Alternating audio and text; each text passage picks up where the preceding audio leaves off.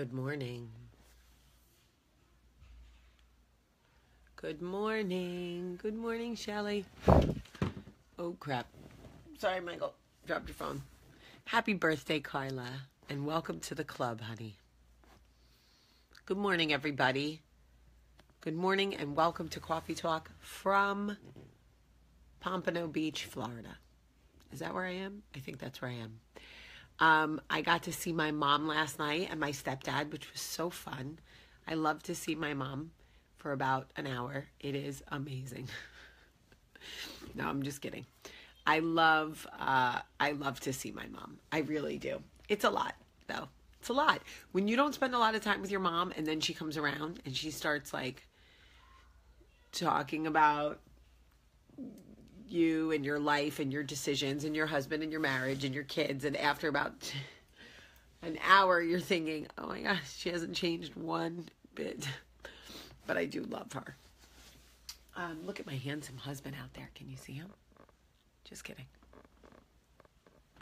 You can't see him, but he's out there. Oh, there he is. See him? Anyway, so it was lovely, and my niece is here, and it's just awesome. It's just awesome to be with family and be relaxed. I'm not really working this morning. I'm not really working this week, other than just to get ready to pitch my movie next week in California. So I'm just pitching my movie, and I pitched it to my mom yesterday and my stepdad, and my mom cried. She cried because the movie is so compelling, but also because she was like, I'm so proud of you. And I was like, you're so cute, Susan. I'm not sure what's going on with my hair here, but whatever. Okay, so I wanted to tell you guys a story. So yesterday we were talking about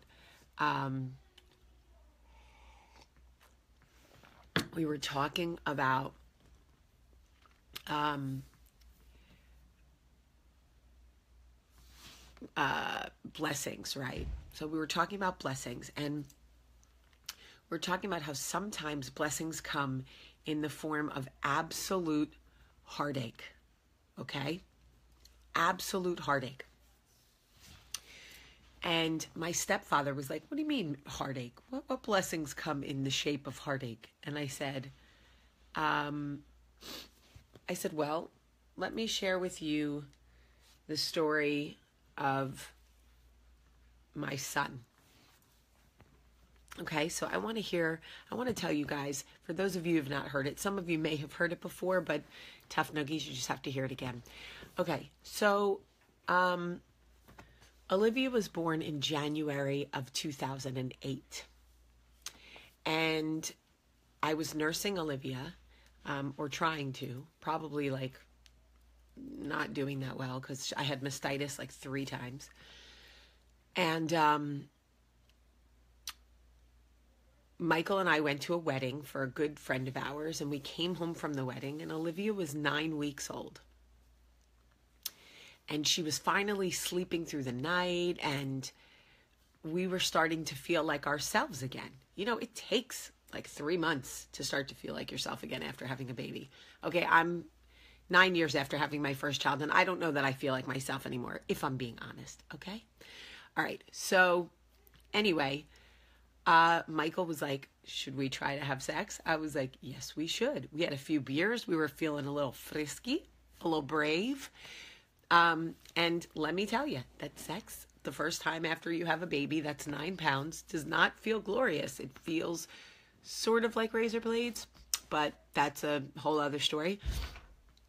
Anyway, we fumbled through it, and I remember distinctly Michael saying, can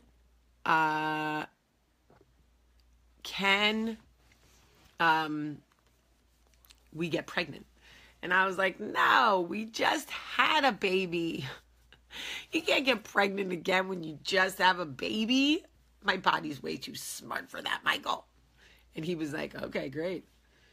I was like, besides, I'm nursing. I didn't even get a period. Like, you know, obviously, scientifically, it's not possible.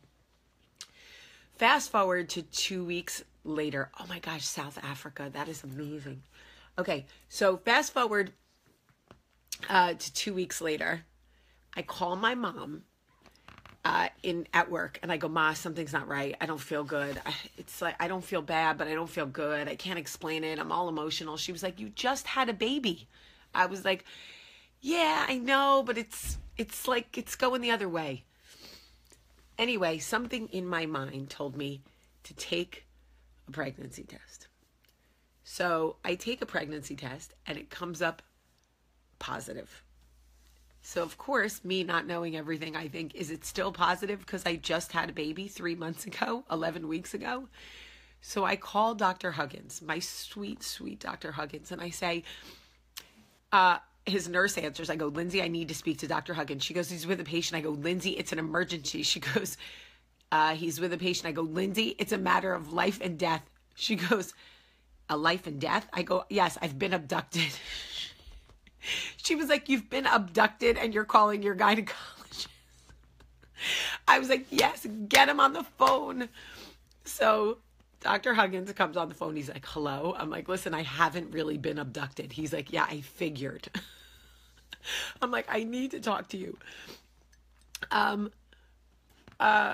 said, if I took a pregnancy test 11 weeks after Olivia was born and it was positive, what are the chances it's positive because I had a baby 11 weeks ago? He goes, 0. I go, there are no hormones still in my body. He was like, not pregnancy hormones. No, why? I was like, because I just took a pregnancy test and it's positive. He was like, and you're pregnant. I was like, that's not possible. That's not even possible. We had sex one time.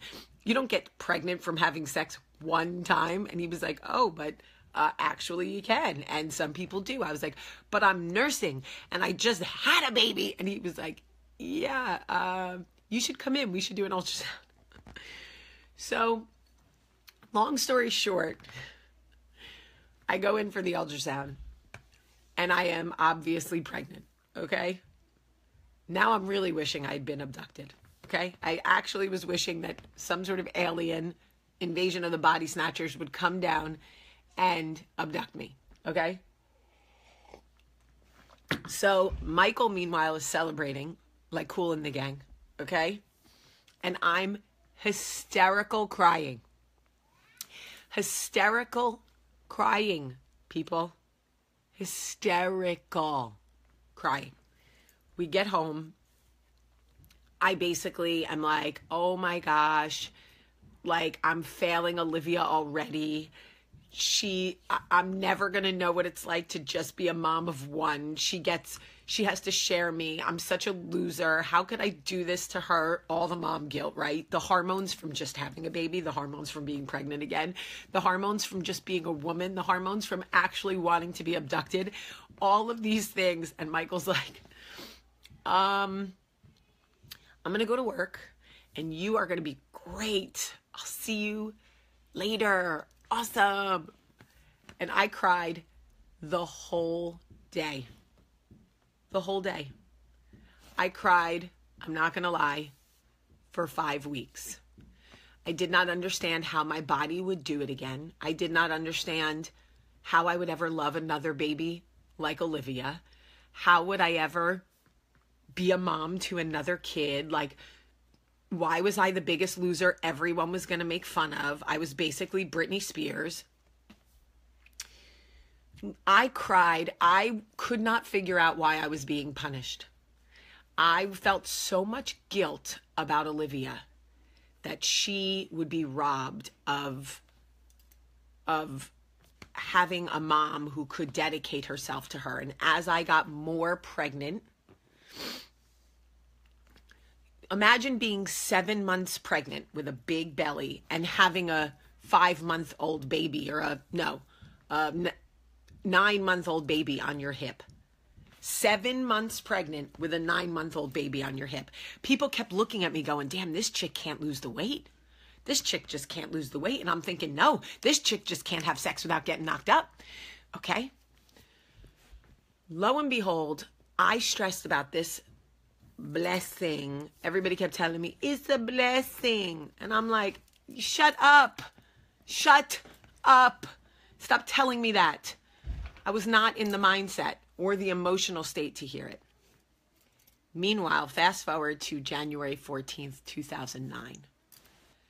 I walk into the hospital and I'm 6 centimeters dilated. Dr. Huggins is like, oh, so nice of you to join us. Meanwhile, the baby's hanging out. So 3 pushes later,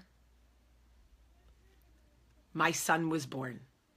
Max enters the world, literally enters the world. They put him on my chest.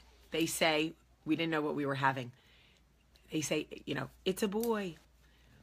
I look at this baby and think, oh my God, where have you been my entire life? How have I lived 1 second of this life without you? I can't even breathe.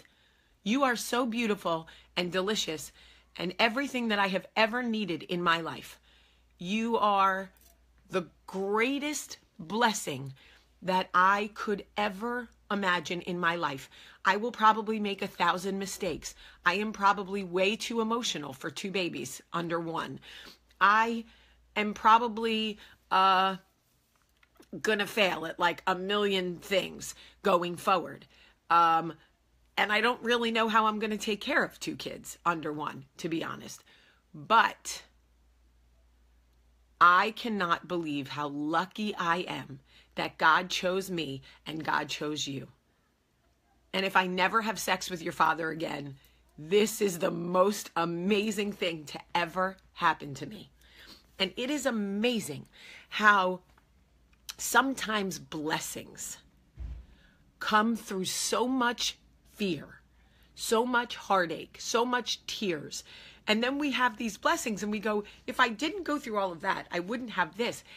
And listen, I know what you're thinking. Okay, well, a baby is obviously a blessing, Jamie. Well, guess what? A baby is not always a blessing. Well, the baby is, but the situation is not always a blessing. The pregnancy is not always a blessing. Yes, the babies are.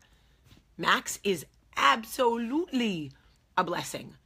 But the varicose veins I got running up my legs into my crotch, not so much. Peeing all over myself, not so much. Losing feeling in the right side of my body for like 6 weeks, not so much. The nonstop crying and the hair loss and the constipation, not so much. And just wondering how I was going to do it. And the fear that literally kept me up at night. Okay? But my relationship with the guy I was with before Michael, looking at it all in retrospect, I would go through it all again. I would go through that relationship, and that was the most abusive, destructive relationship ever. But if I did not get broken, completely broken, I never would have loved a man like Michael. Because you attract what you are. And I was so damaged that I was constantly attracting damaged men. And it wasn't until I allowed myself to be so completely broken that I had to heal on my own. I couldn't look to a man to heal me. I had to heal on my own. I found God. I got healthy. I stopped taking bad substances that were bad for me. And I finally healed. And then I was able to love somebody like Michael. And sometimes blessings come to us and they are disguised as so much heartache. And we reject the blessing and we block the blessing because we're afraid of change and we're afraid of heartache. And we don't want to feel anything uncomfortable. But I'm telling you, lean into it and know that if it is your season of disappointment, if you are feeling heartache, if you are scared, if you are crying, if something is happening in your life, if you can feel a shift, know there is probably the most amazing blessing. There is a Max or a Michael, a metaphorical something coming after this. If you could just trust me. I know, because I finally allowed myself to believe that something better was coming. And that is the truth. So right now, if you are somewhere in your life and you are listening to this and you have tears in your eyes and you're going, I don't know how a blessing is coming after this because I am heartbroken and I can't catch my breath and I can't stop crying and I don't know how I'm going to make it. I promise you that a blessing is coming. I know it. I know it because I lived it. I lived it. And if you are ready, Raven, whoever you are out there, Dawn, I swear to you that I have lived through all the fear. After my dad died, I truly believed that no man would ever love me. And I let all the wrong ones try. And they about destroyed me. And there were a lot of them. And a few women. And none of it was, it was like, if it had credits, it would have been a horror movie. Okay. I don't want you to be afraid. I do not want you to be afraid. I want you to trust what I'm saying. No. Kimberly Shear. No. There is no blessing. There will be new blessings. But what you are going through is something completely different. And I won't even pretend that I have the words, but I will tell you that I am here. And I will show up for you every single day. And that I love you. And if you want me to step in and be your 40-year-old daughter for a while, and you can love on me and I could love back on you, I would be honored to do that. And you can message me. And I will FaceTime you. How about that? I will FaceTime you. If you message me your phone number, I will FaceTime you. So anyway, I just wanted to share that all with you. And remind you that after the fear and all the tears, blessings do come. They really do. I swear. I'm not kidding. And like, look at that boy. Can you see him? Look at that boy with his daddy. Digging in his booty. Do you love it? Digging in his booty. That's boys for you.